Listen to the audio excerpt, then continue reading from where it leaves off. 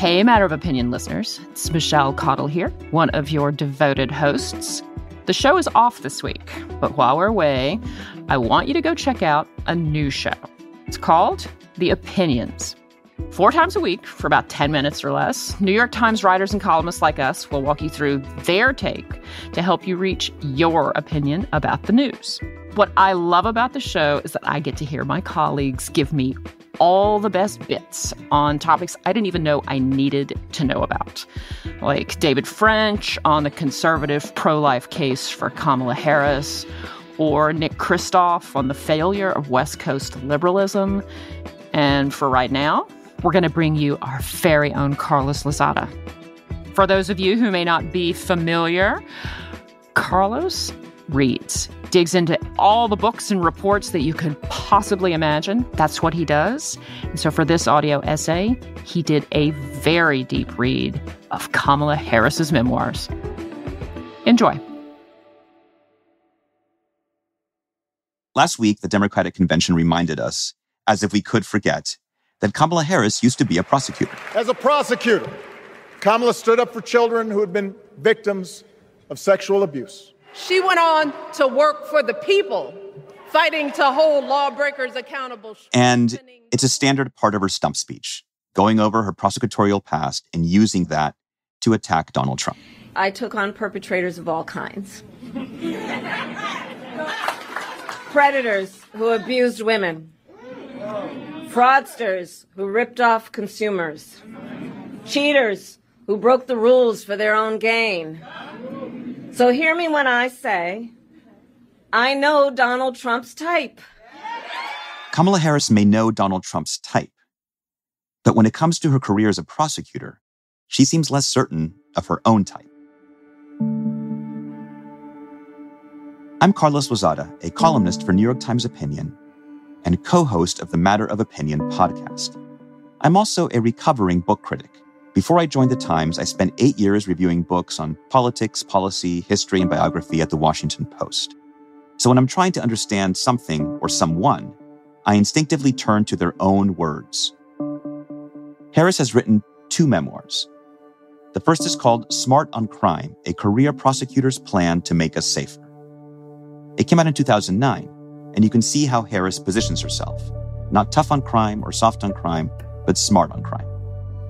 The second book came a decade later, in 2019. It's called The Truths We Hold, An American Journey. She published it just before launching her first presidential campaign. It's a more conventional memoir.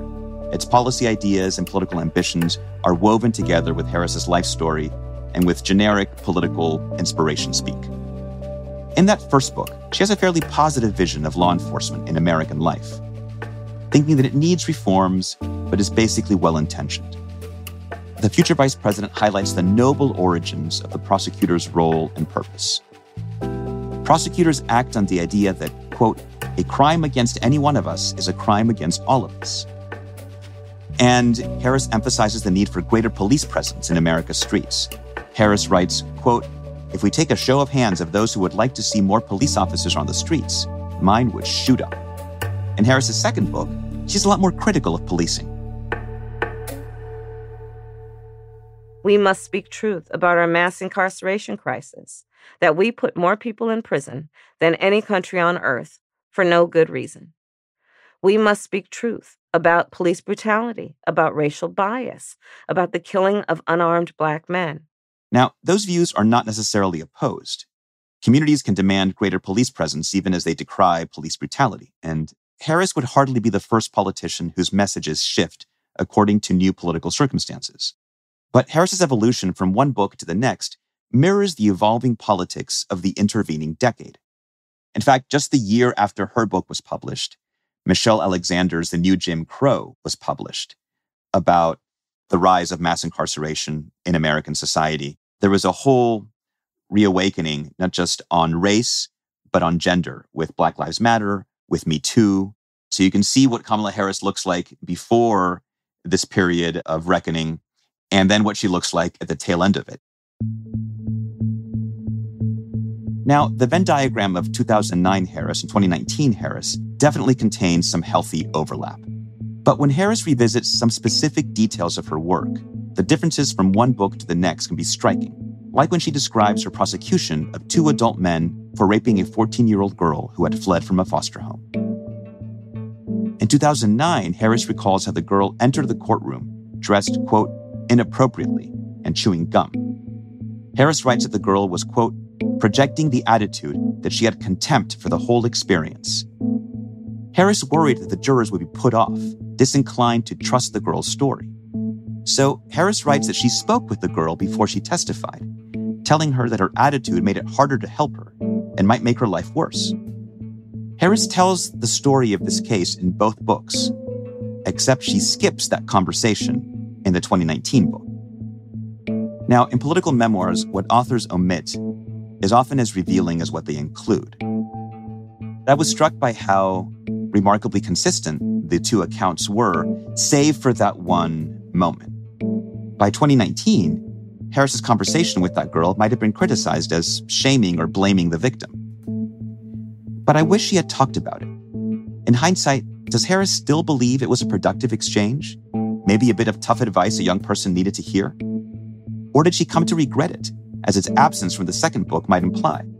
Was Harris portraying the prosecutor she wished she'd been, unburdened by the one she truly was? Harris might dismiss any distinctions between her 2 books as, quote, false choices, a concept she frequently mentions in her writings. Tough on crime or soft on crime? Supporting cops or holding them accountable? These are false choices, she writes. Harris may well be right to resist these dichotomies, but there are limits to denying trade-offs. Politics, like prosecution, is the art of making hard choices among competing priorities, not just of winning convictions, but of holding them. I feel like the version of Kamala Harris's prosecutor's story that we saw, in the words of her supporters at the convention, tried to maybe create a happy medium between 2009 Kamala Harris and 2019 Kamala Harris.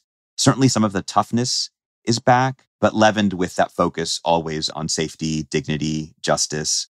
And of course, what she's able to do more effectively now is just draw the contrast with Donald Trump. My career is Kamala Harris for the people. His career is Donald Trump for himself. And so it was much more of a tool this time around than it was a mere exposition of her career and proposals for reform. And it seems that prosecutor's past is no longer automatically anathema on the left. Crowds at the DNC were even chanting "lock him up" in response to Donald Trump's name. Has Harris finally found the match between her record and the demands of the moment? Or do her reinventions reflect the chameleon her critics accuse her of being? These kinds of judgments can only be made in hindsight, especially if she wins the presidency and must turn campaign positions into real action.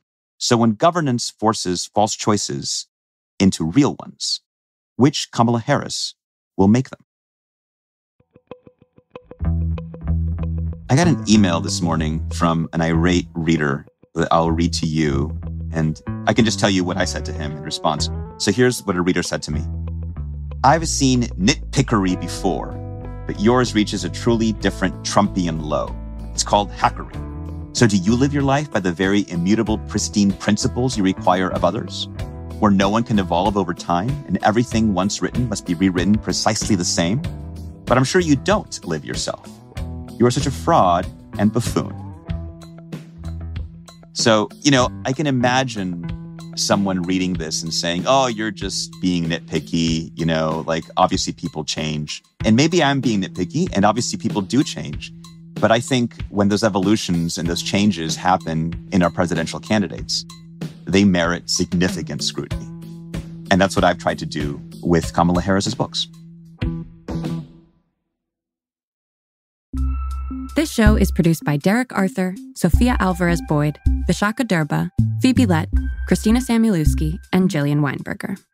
It's edited by Kari Pitkin, Allison Bruzek, and Annie Rose Strasser.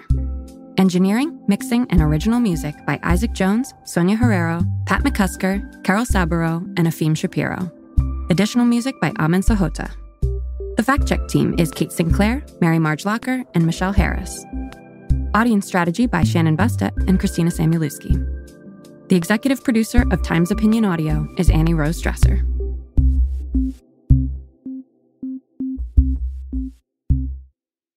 To find more audio essays like this one, search for The Opinions wherever you get your podcasts. Be sure to subscribe, and while you're at it, leave a review.